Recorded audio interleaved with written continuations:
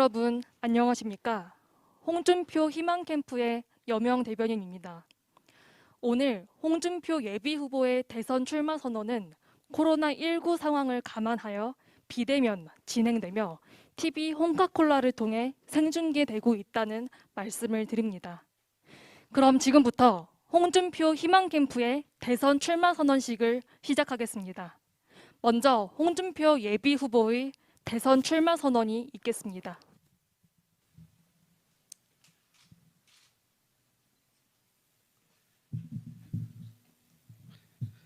존경하는 국민 여러분, 사랑하는 당원 동지 여러분, 저는 제20대 대통령 선거에서 국민의힘 후보로 출마하기로 했습니다. 국민의힘 당내 경선에서 이기고 본선에서 승리하여 빼앗긴 정권을 되찾아오겠습니다. 잘못된 방향으로 가는 이 나라를 바로잡아 정상국가로 만들고 선진국 시대를 열겠습니다. G7의 당당한 일원이 되어 국제사회에서 선진국 대접을 받는 나라, 풍요로운 대한민국을 만들겠습니다. 대한민국은 건국 이후에 온 국민이 하나가 되어서 60, 70년대 산업화, 80년대 민주화, 90년대 정보화를 이루어냈습니다. 그러나 1990년대 중반 중진국을 넘어선 지 무려 30년 동안 선진국 문턱에서 우리는 번번이 좌절했습니다. 그러는 사이에 성장의 엔진은 식어가고 급속히 저출산 노령화 사회로 가고 있습니다. 개인과 나라의 빚도 늘고 빈부격차는 커졌습니다. 과거 해방 직후 공산주의가 우리 사회를 뒤덮었듯이 지금 포퓰리즘의 망령이 코로나 상황을 파고들며 온 나라를 휘감고 있습니다. 70년대 세계 7대 부국이었던 아르헨티나를 비롯한 남미 여러 나라들이 반미주의와 포퓰리즘에 빠져 후진국으로 후퇴를 했습니다. 우리도 석유 부국이었다가 세계 최빈국으로 전락한 베네수엘라를 따라가는 무상 포퓰리즘이 판치는 나라가 되었습니다. 오늘 말 살 것처럼 고의의 배를 가르고 청년과 미래 세대에게 빚더미를 물려주는 퍼주기 대한민국이 되어서는 절대 안 됩니다. 현 집권 세력은 획일적 평등과 현금 퍼주기를 앞세운 무상 포퓰리즘으로 국민의 편을 가르고 분열시켜 장기 집권을 이루겠다는 명확한 목표를 가지고 있습니다. 180석의 국회 의석을 무기로 사회 시스템, 국가 제도를 좌파 사회주의 국가로 점점 바꾸어 나가고 있습니다. 지금 정치, 경제, 사회, 문화, 대북, 외교, 국방 등 국가 전 분야의 정책 혼란과 무능은 국민 고통을 최악의 상황으로 몰고 가고 있습니다. 여기서 막아야 합니다. 우리 대한민국이 이대로 더 나갔다가는 되돌릴 수 없는 깊은 수렁으로 빠집니다. 이번 대선은 단순히 여야의 정권 교체를 넘어서 나라의 미래를 결정하는 중차대한 대선입니다. 선진국 시대를 이끌어갈 이 나라의 주류 세력을 선택하는 그런 선거입니다. 나아가 이번 대선은 선진국의 길이냐 베네수엘라로 가는 길이냐를 가늠하는 마지막 기회가 될 수도 있습니다. 존경하는 국민 여러분, 사랑하는 당원 동지 여러분, 대한민국을 바로 세우고 선진국 시대의 원년이 되도록 하겠습니다. 지금은 정권 교체를 통해 나라를 바로잡을 절호의 기회입니다.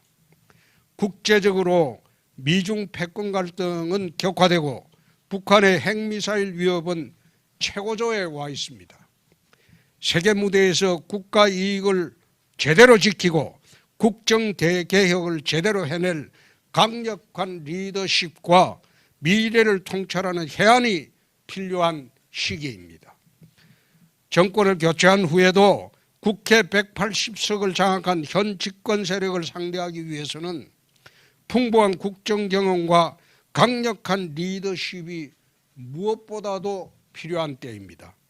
저는 지난 탄핵 대선 이후에 TV 홍카콜라 프리덤 코리아 포럼을 통해 국가 정상화, 네이션 리빌딩을 철저히 준비해 왔습니다. 8,000명의 국민 인덱스 조사를 통해 국민의 기대, 시대의 요구를 듣고 G7 선진국 시대의 비전과 정책을 마련해 왔습니다. 제로 디펙트의 무결점 후보만이 상대의 부당한 술수와 공작의 빌미를 주지 않고 야권 승리를 쟁취할 수 있습니다. 지난 시절처럼 후보의 능력 부족과 가족 검증 문제로 대선을 2번이나 망쳤던 일을 되풀이해서는 안 됩니다. 지난 정치활동 내내 저와 가족 모두는 정권과 국민의 철저한 검증을 받았습니다. 이제 더 이상 검증될 일도 없습니다. 검증되고 준비된 홍준표만이 가장 든든한 국민 후보가 될 것으로 저는 확신합니다. 존경하는 국민 여러분, 사랑하는 당원동지 여러분, 저희 국정 철학과 국가 운영의 기본 이념은 좌우 이념을 넘어서 국익 우선주의입니다. 국익 우선과 국민 중심의 나라 경영으로 정치 보복의 악순환을 끊고 국민 통합을 이루어 선진국 시대를 활짝 열겠습니다. G7 선진국 시대를 위한 국가 정상화와 국정 대개혁의 7대 과제를 지금부터 말씀드리고자 합니다. 첫째, 정치 행정을 선진국 수준으로 끌어올리겠습니다. 2024년 제22대 총선에서 개헌을 공약하겠습니다. 현행 87년 헌법은 중진국 시대의 낡은 틀입니다. 변화된 시대 정신과 국민적 기대를 반영하고 선진국 시대에 걸맞는 새로운 헌법으로 바꾸겠습니다. 대통령 중임제를 추진하고 행정구조를 2단계로 개편하며 국민 기본권을 신장하는 방향으로 개헌을 하도록 하겠습니다. AI와 블록체인, 빅데이터 등을 행정 시스템에 과감하게 도입하여 공무원과 공공기관을 구조조정하고 국정의 효율을 높이겠습니다. 경남도 행정재정개혁으로 채무제로를 달성했던 그 성과를 기반으로 국가채무 천조 시대의 재정 파탄 상태를 균형재정으로 정상화시키겠습니다. 둘째, 자유주의 시장경제를 천명하고 민간의 자유와 창의를 바탕으로 선진국형 경제 시스템을 만들겠습니다. 개인과 기업을 올가매는 부당한 규제와 간섭을 대폭 줄이고 시장의 자유를 확대하겠습니다. 도심 고밀도 개발, 공공부문 쿼터 아파트 도입으로 공급을 대폭 늘려 집값을 안정시키겠습니다. 노동개혁은 더 이상 미룰 수가 없습니다. 경남도지사 시절 강성노조와 싸워본 경험을 바탕으로 대통령 긴급명령을 발동했으라도 강성 기종노조의 폐악을 막고 노동의 유연성을 높이겠습니다. 셋째, 최고의 복지는 일자리 창출입니다. 세금 나눠 먹기인 공무원과 공공부문 일자리가 아니라 민간 일자리 창출이 우선입니다. 세제개혁과 불필요한 기업 규제 철폐로 민간 일자리를 대폭 늘리고 더 높은 계층으로 올라갈 수 있는 기회의 사다리를 많이 만들겠습니다. 잘 사는 국민에게는 자유를 주고 어려운 사람에게는 정부가 끝없이 기회를 제공하는 선임 복지 사회를 정착시키겠습니다. 넷째, 무너진 공정을 바로 세우겠습니다. 우리 사회에서 경쟁보다는 평등을 강조하면서 공정이 무너졌습니다. 사회제도의 공정성이 보장되지 않는데 공정만 외치는 것은 국민을 우롱하는 처사입니다. 공정한 제도 정착을 위해서 대학 입학시험을 정시 중심으로 개편하겠습니다. 현대판 음서제도인 로스쿨 의학전문대학은 국립외교원 제도를 폐지하고 사시행시 외시 의과대학을 부활시키겠습니다. 교육, 인재선발, 취업체계 등 사회 전반의 정의와 법치, 공정을 회복하도록 하겠습니다. 다섯째, 사정기구를 개혁하여 선진국 사법체계를 구축하도록 하겠습니다. 국가정보원의 대북 수사 기능은 유지하되 국익 수호를 위해 해외 분야를 크게 강화하겠습니다. 검찰은 공소 유지를 위한 보안 수사 기능만 유지토록 하고 공수처는 폐지하겠습니다. 경찰 국가수사국을 경찰로부터 독립시켜서 한국형 FBI로 만들고 모든 수사의 중심이 되게 하겠습니다. 감사원에는 직무 해결 능력 감사를 높이기 위해 계좌 추적권을 부여하도록 하겠습니다. 여섯째, 외교 안보 기조를 확 바꾸겠습니다. 지난 30년간 대북 강원 정책이 있었지만은 북한의 핵 위협은 오히려 절정에 와 있습니다. 대북 정책의 기조는 상호 불간섭주의와 체제 경쟁주의를 원칙으로 독일식 통일 정책으로 정책 전환을 하겠습니다. 강력한 안보로 국가 존엄과 국민 안전을 지키도록 하겠습니다. 주변국 그 누구도 우리를 넘보지 못하도록 강한 나라를 만들도록 하겠습니다. 한미일 자유주의 동맹을 강화하고 한미 간의 나토식 핵 공유 협정을 맺어 북한의 핵 위협을 근원적으로 대처하도록 하겠습니다. 국방부는 사군 체제로 군을 개편하고 미래 전자전 시대에 걸맞게 모병제와 지원병제로 전환을 추진하도록 하겠습니다. 일곱 번째, 문화의 다양성과 균형을 회복하도록 하겠습니다. 지금 우리 문화계 전반은 특정한 이념에 과도하게 편향되어 있습니다. 국가의 간섭을 줄이고 민간 중심의 창의와 자유를 바탕으로 글로벌 문화강국을 만들도록 하겠습니다. 방송은 EBS만 남기고 KBS, MBC는 민영화하여 민간방송 시대를 열도록 하겠습니다. 존경하는 국민 여러분, 사랑하는 당원 동지 여러분, 도시락 싸갈 형편이 안 되어서 점심시간마다 수돗물로 배를 채워야 했던 어린 소년이 있었습니다. 그 소년이 자라 대한민국 검사가 되어 이 땅에 정의를 세웠고 정치인이 되었습니다. 국회의원 5번, 경남지사 2번, 원내대표, 당대표 2번을 거쳐 다시 대통령 후보로 여러분 앞에 나섰습니다. 물로 배를 채우던 그 절박한 심정으로 마지막 정치 도전에 나섭니다.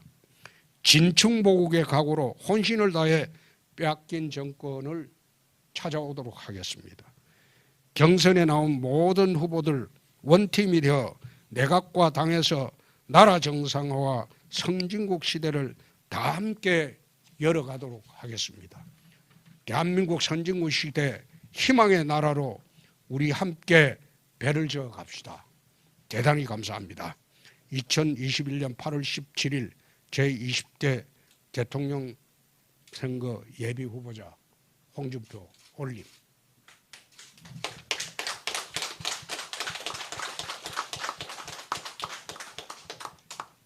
자, 기자하고 일문일답은 저리로 옮겨서 할까요? 다음으로는 홍준표 예비 후보를 지지하는 전국의 3만 3천인을 대표하여 이정민 청년 대표의 지지선언문 낭독이 있겠습니다. 앞으로 나와주시기 바랍니다.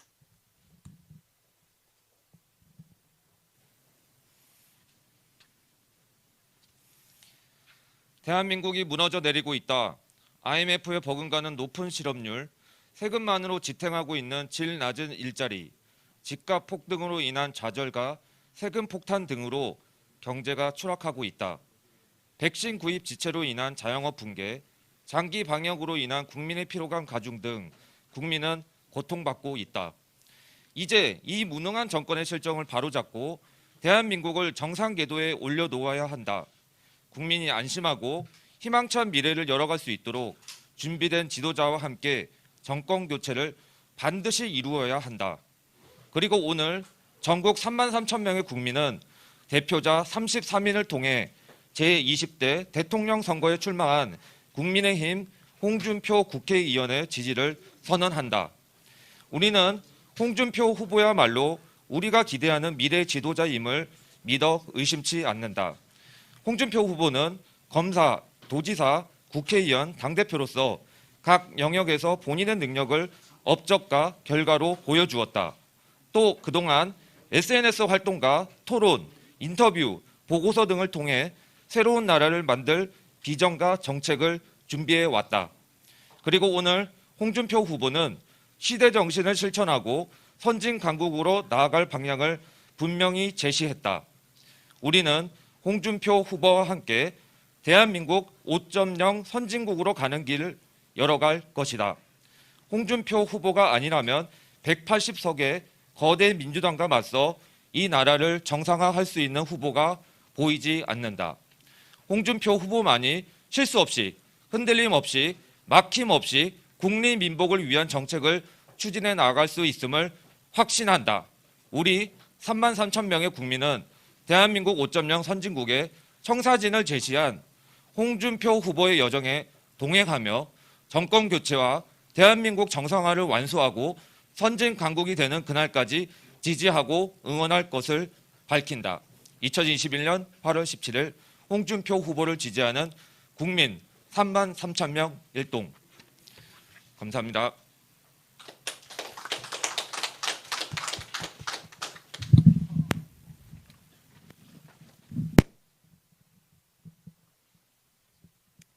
다음으로 질의응답 시간입니다.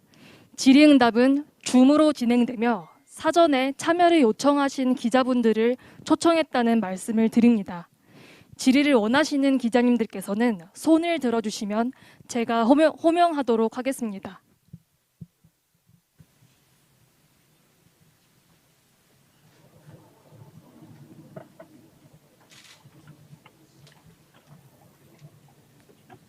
질문하세요. KBS 네. 안나영 기자.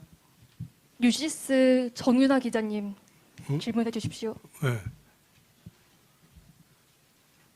네, 대표님. 네. 이제 두 가지 질문을 드리겠습니다. 네. 첫 번째는 들리시나요? 네, 들립니다. 네네. 그 대표님께서는 지난 대선에도 나오신 어떻게 보면 대선 재수색인데요. 준비된 후보로 볼 수도 있겠지만 일각에서는 그 참신함이 떨어진다는 지적도 나오거든요. 그 자신만의 어떤 강점이 뭐라고 생각하는지와 또 이제 경쟁자인 윤석열 전 검찰총장에 대해서 여러 비판을 하셨는데 그 중에서도 가장 큰 문제점이 뭐라고 생각하시는지가 궁금합니다.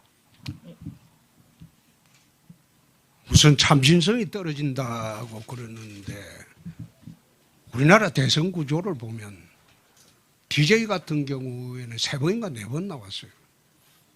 YS도 3번 나왔고 지금 와서 대통령 선거 나온 사람은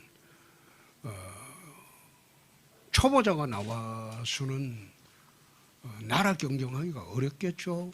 특히 지금은 정권 교체가 되어 본들 국회가 지금 압도가 되어 있습니다.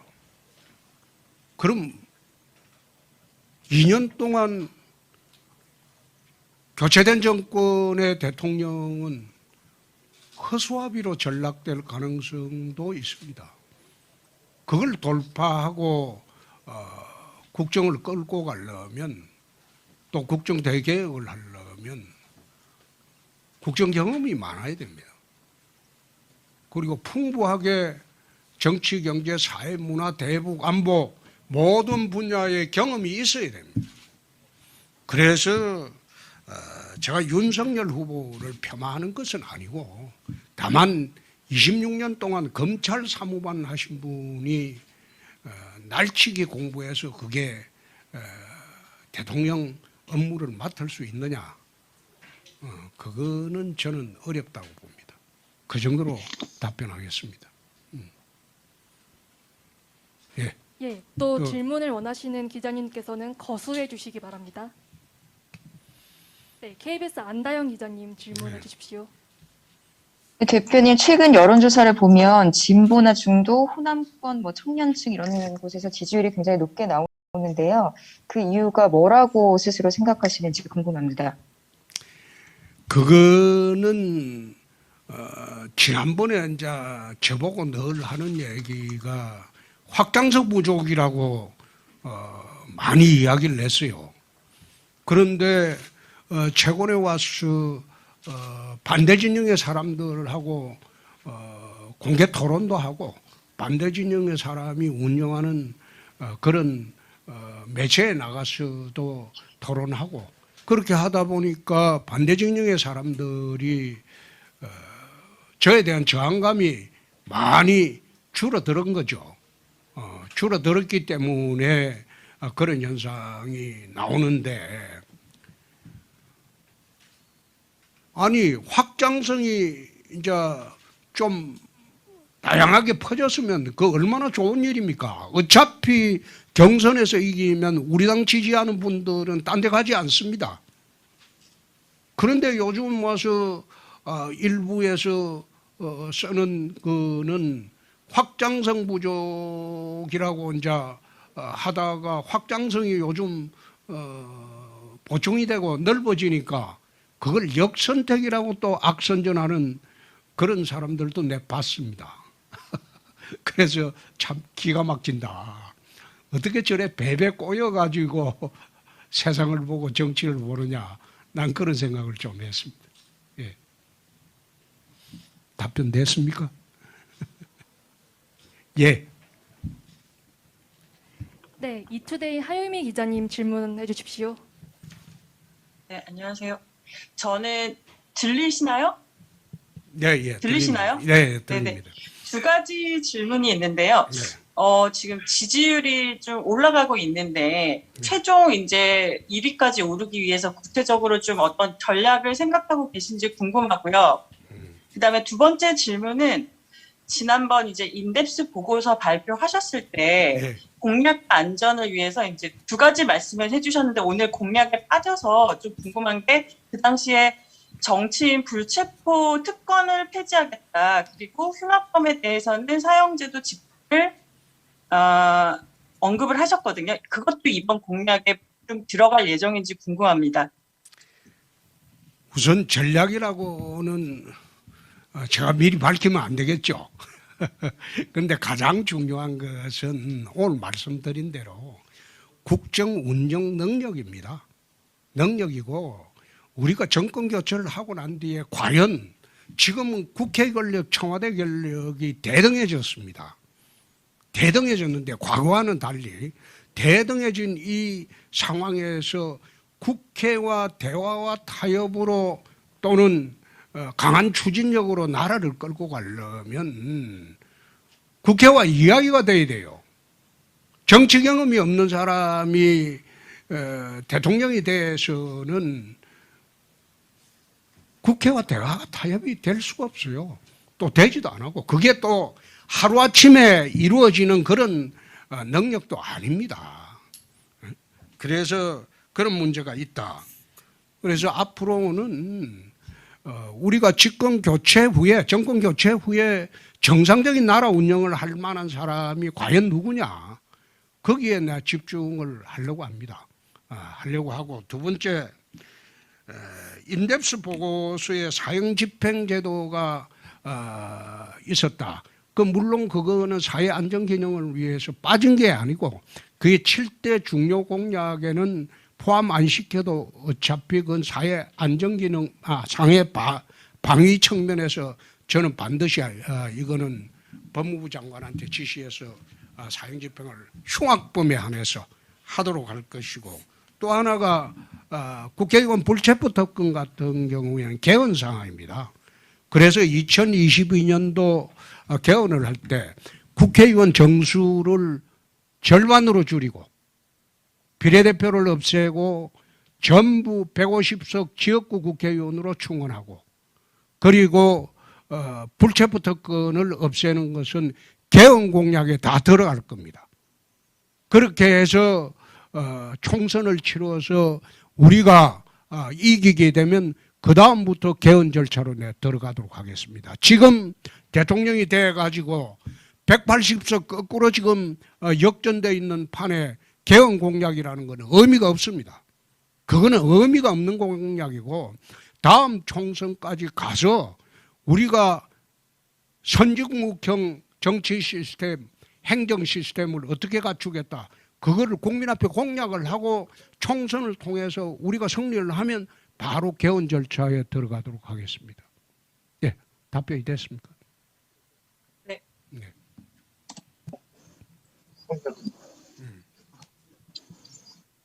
들어가도 있어도 네, 또 질문 있는 기자님 거수해 주시기 바랍니다.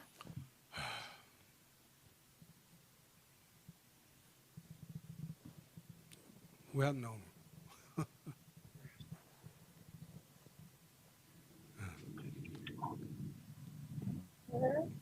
네.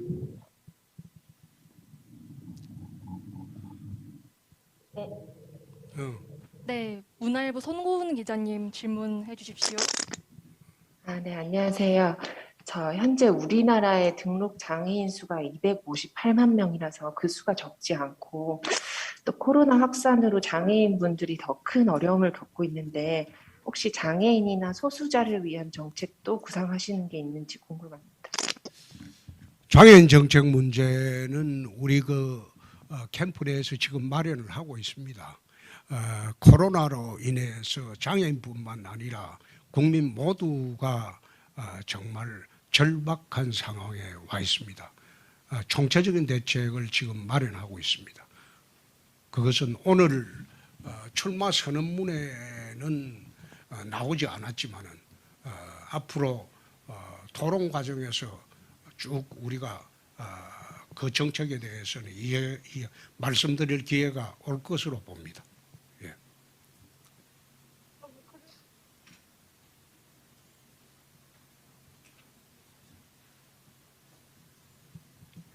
네, 또 질문 있는 기자님 거수해 주시기 바랍니다. 연합뉴스 류미나 기자님 질문 부탁드립니다.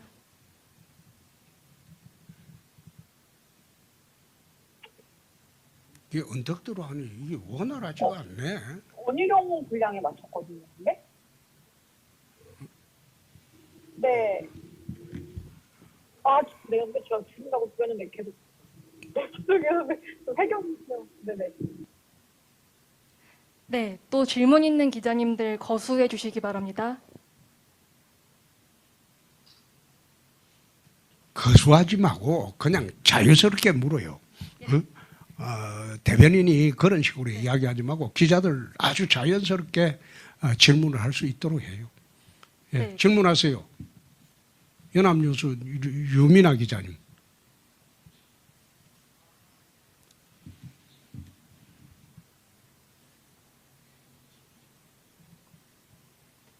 왜 안 나와? 응?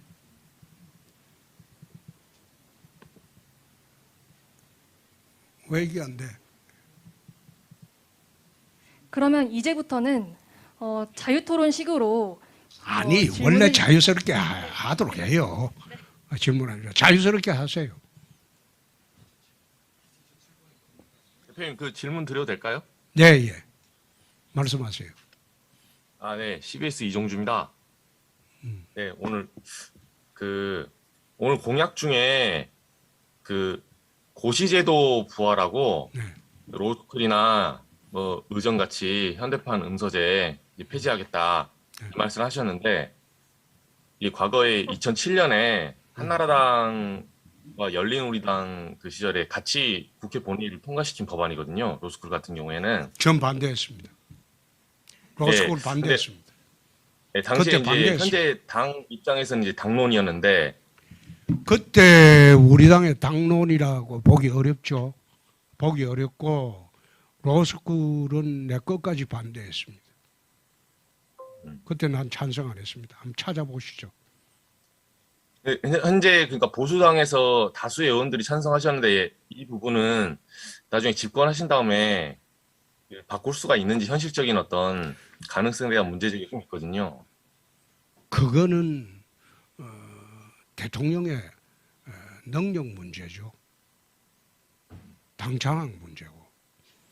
그러니까 그걸 갖고 지금 말씀하는 거는 나는 듣기가 좀 난감한데요. 알겠습니다. 로스쿨은 그 당시도 반대했고 로스쿨을 하게 되면 엄서제도가 된다.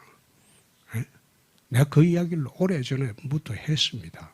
지금 사실 로스쿨 제도 하에서 판검사 출신 자제들은 판검사 되기가 굉장히 쉽습니다. 그러나 없는 사람들 자제들은 로스쿨을 나오더라도 인류 로펌에 취직이 잘 안 돼요. 왜 안 되느냐? 뒷백이 없기 때문에 소속 물건을 가져올 수가 없다는 거예요. 예? 그리고 그 사람들이 나홀로 변호사를 해가지고 지금 변호사가 소위 필리핀처럼 택시 운전사도 변호사인 필리핀처럼 그렇게 지금 전락을 하고 있어요. 그래서 그런 제도는 옳지 못하다는 거예요. 공정한 사회제도를 만들어 놓고 공정을 논하자는 거예요.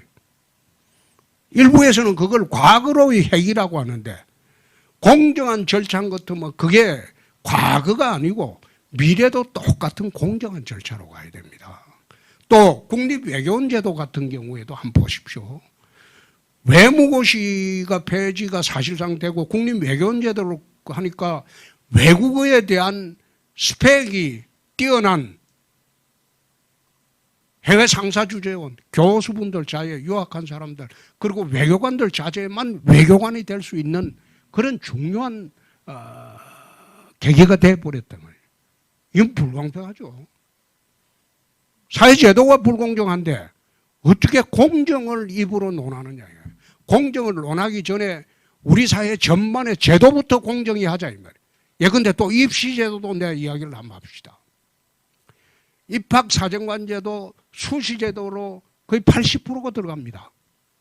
그런데 서민자제들, 없는 사람들 자제들은 입학사정관제로 들어갈 수 있습니까? 수시제도로 들어갈 수 있습니까? 20% 안 되는 그 대학을 정시에 들어가기 위해서 피눈물 나게 공부를 해요. 그게 공정합니까? 나는 제도가 그건 공정하지 않다고 봅니다. 예. 자, 또 질문하세요. 이렇게 하지 말고 자유스럽게 하라고 했잖아. 예. 원중을. 네, 대표님 추가로 질문 드릴게요. 네. KBS 안다영입니다. 경선에서 승리를 하셔서 본선에 가시면 만약에 이제 이재명 후보랑 붙게 되실 경우에 그 국정 운영 경험에 있어서 이제 자신감을 보이셨는데 이 지사랑 비교하셨을 때 어떤 점이 더 강점이라고 생각하시는지요? 안 기자.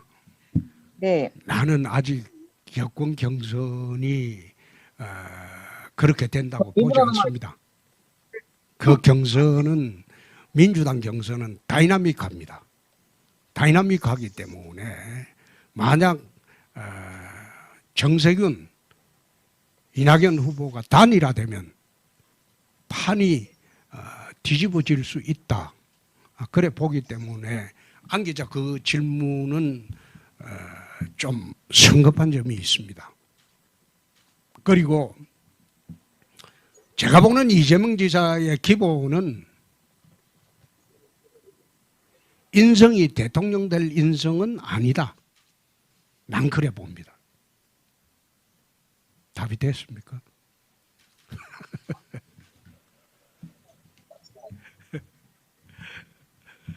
또 질문하시죠. 질문할 사람 없으면 안 기자가 계속해요.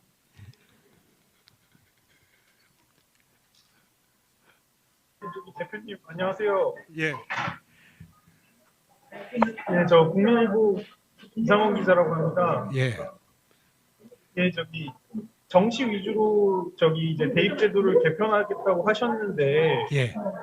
이제 그 수능으로 결국에는 선발을 하겠다는 건데 그렇게 된다면 수능 점수로 결국에는 학생들을 줄 세운다는 말씀 같은데 예, 예. 이게 좀 소위 말하는 그런 21세기 교육하고는 어떻게 보면 역행하는 거 아닌지 궁금하고요.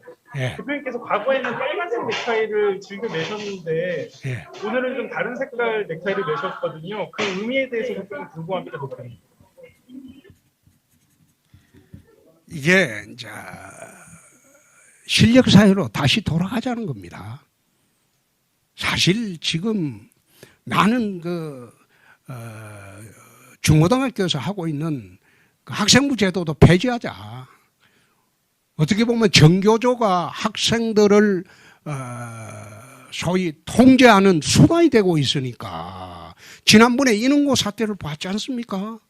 최근에 또 정교조에 대해서 반항하는 학생들을 봤지 않습니까? 말하자면 이런 걸 다 폐지하고 그냥 실력 사회로 돌아가자는 겁니다.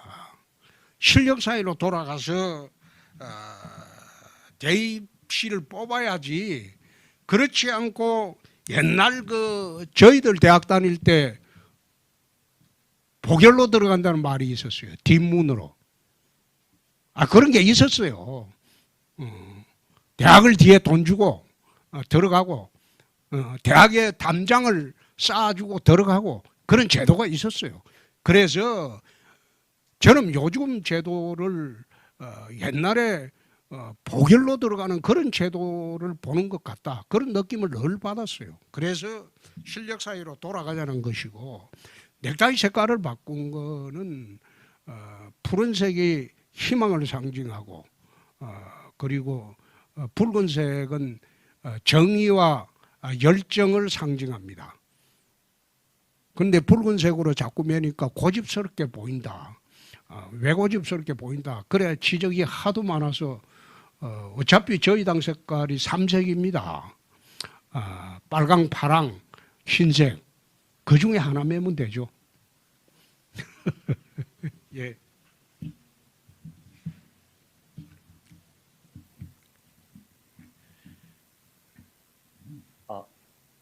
대표님 질문 하나 드려도 되겠습니까? 예.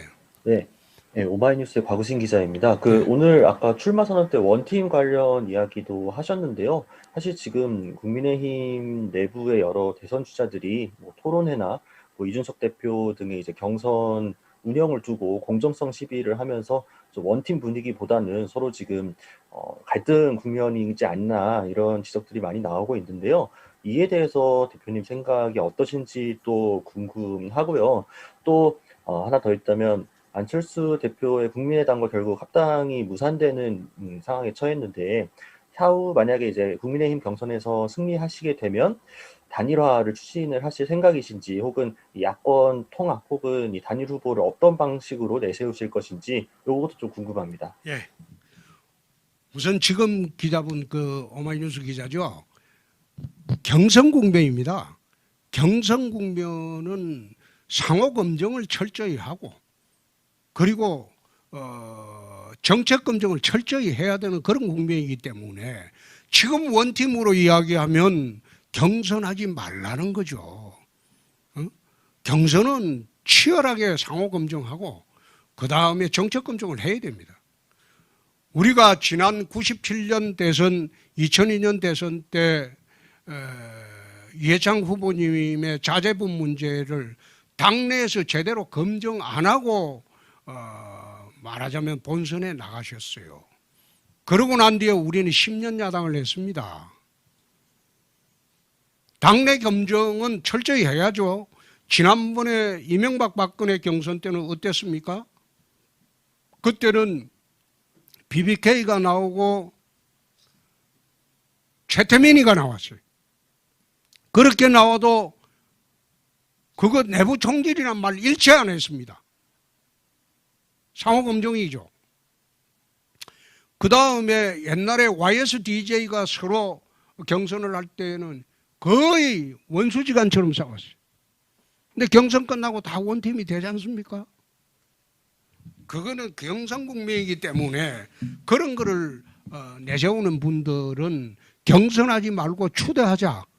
그렇게 주장하는 사람들이 검정을 네거티브라고 하고 또 검정을 내부 총질이라고 하고 사실 당대표를 지금 흔드는 거 그 자체가 내부 총질이죠.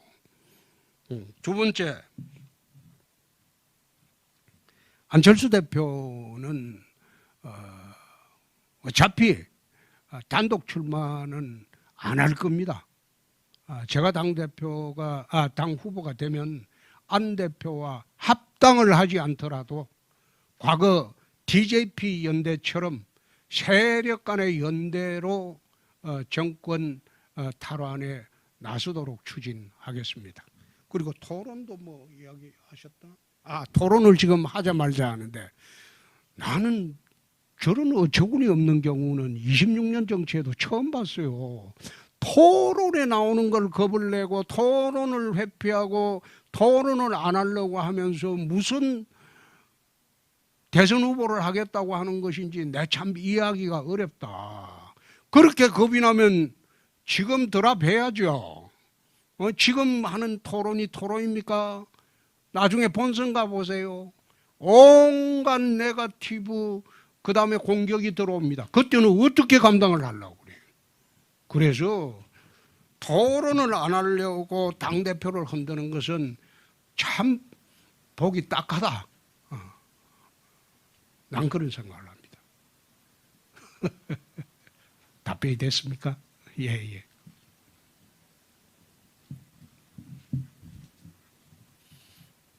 방금 했잖아.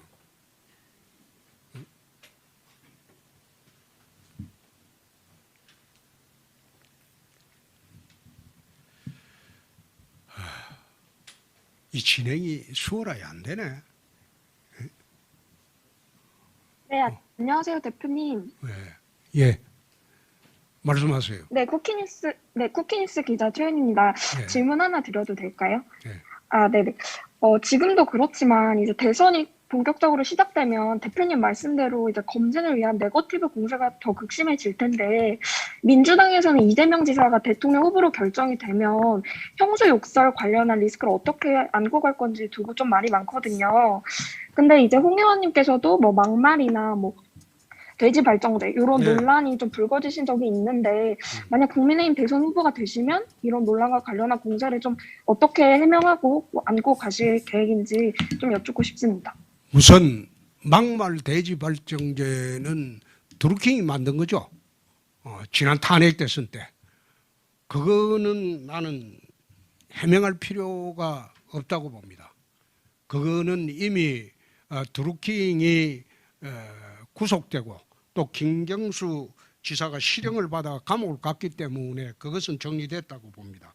두 번째, 이재명 지사 같은 경우에 저는 뭐 후보가 되기가 힘들 것으로 보는데 만약 후보가 되더라도 저보고 막말이라는 그 말 못하겠죠.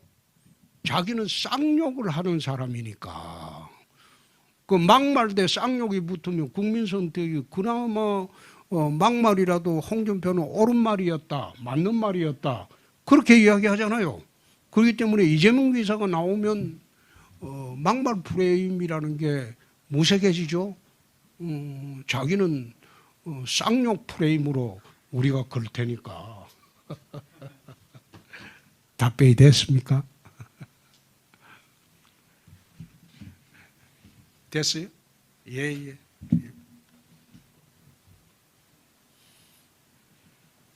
방금 했잖아.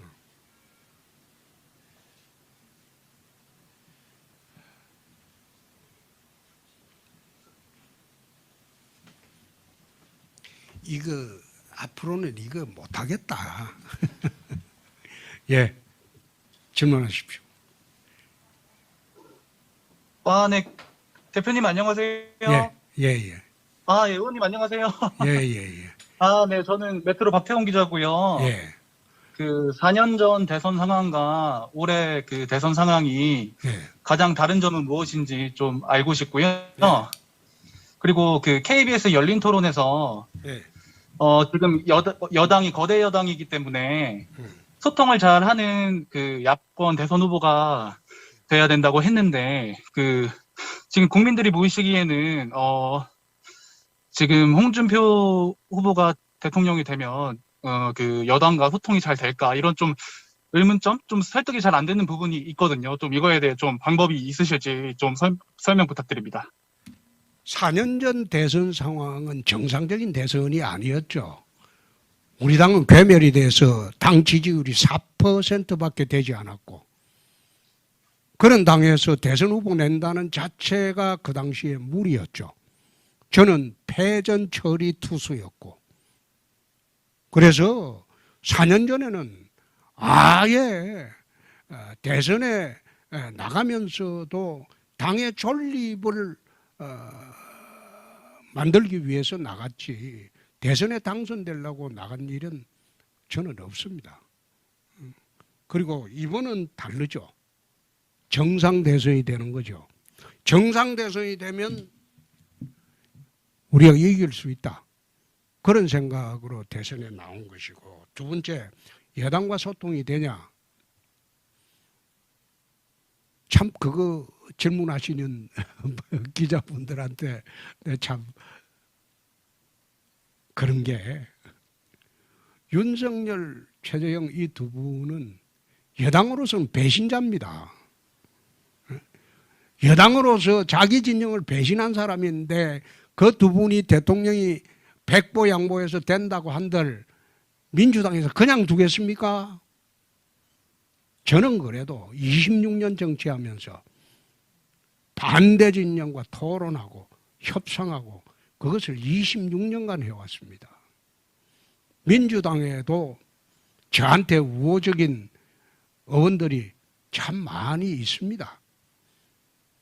소통은 그런 식으로 하는 것이지, 그 앉아서 민주당으로서는 윤석열, 최재형 이 두 분은 자기 진영의 배신자라고 보지 않습니까? 그 진영의 배신자라고 보는데 그 없는 사람이 대통령이 됐다 그러면 민주당이 가만히 있겠어요? 2년간 허수아비 대통령을 만들어 버리지. 그러나 저 같은 경우는 다르죠. 여의도에서 고우나 비우나 서로 26년간 서로 토론하고 싸우고 협상하고 늘 그래 왔으니까요. 거꾸로 생각해 보세요. 제 말이 맞을 겁니다. 잘하실 생각 있으세요? 예? 예? 유승민 후보보다는 소통이 더 잘 될 거라고 생각하세요? 만약에. 누구? 유승민 후보요, 유승민. 안 들리시나? 유승민 후보도 아마 여당 되면 여당하고 소통이 잘 될 겁니다. 원희룡 후보도 마찬가지고. 왜 그런가 하면 여의도판이라는 거는 서로 막 갈 수 없는 그런 유대관계는 좀 있습니다. 한번 보세요. 내각에 국회의원 인사청문회를 올릴 때 국회의원이 인사청문회 통과 못하는 걸 봤습니까? 다른 사람들은 서로 물어뜯고 낙마시키지만 국회의원은 인사청문회에 들어가면 거의 다 여야가 묵시적으로 양해를 합니다. 그런 현상과 같다는 거 생각 한번 바꿔보시죠. 감사합니다. 예. 답변 충분히 되셨습니까? 예, 그 지금 10시 20분 조금 지나가고 있는데 다음 일정을 위해서 마지막으로 한 분의 기자님 질문만 더 받고 종료하도록 하겠습니다. 그 대표님 질문 드려도 괜찮을까요? 예, 예. 네. 지금 캠프, 야당 후보들의 캠프가 어느 정도 이제 꾸려지고 있는데요.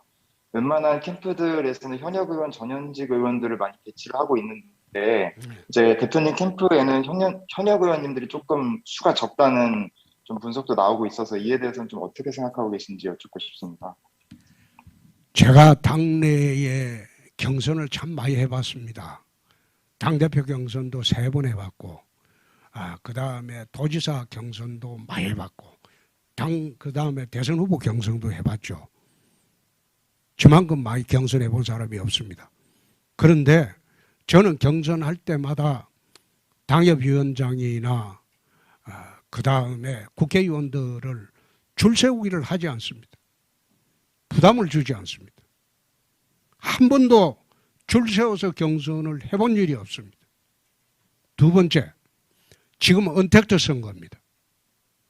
모바일 선거입니다. 국회의원이나 당협위원장들이 당원과 지역민들을 지배하는 그런 선거가 아니에요. 시대가 변했어요.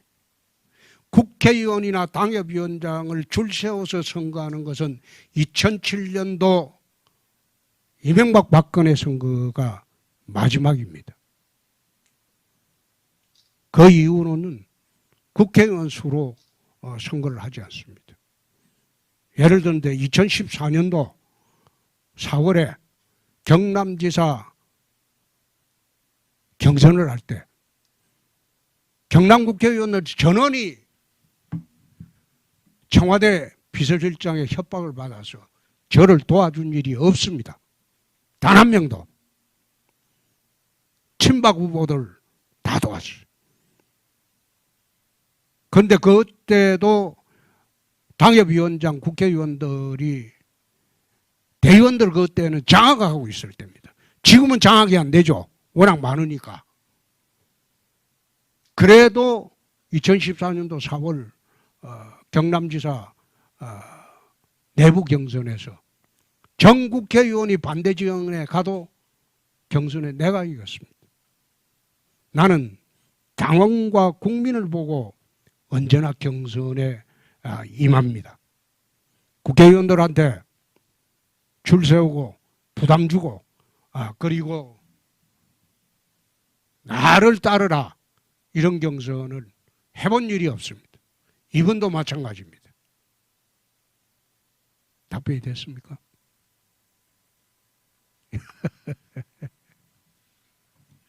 예, 이상으로 홍준표 예비 후보의 대선 출마 선언식을 마치겠습니다. 시청해주신 국민 여러분 그리고 참여해주신 기자 여러분 감사합니다. 고맙습니다.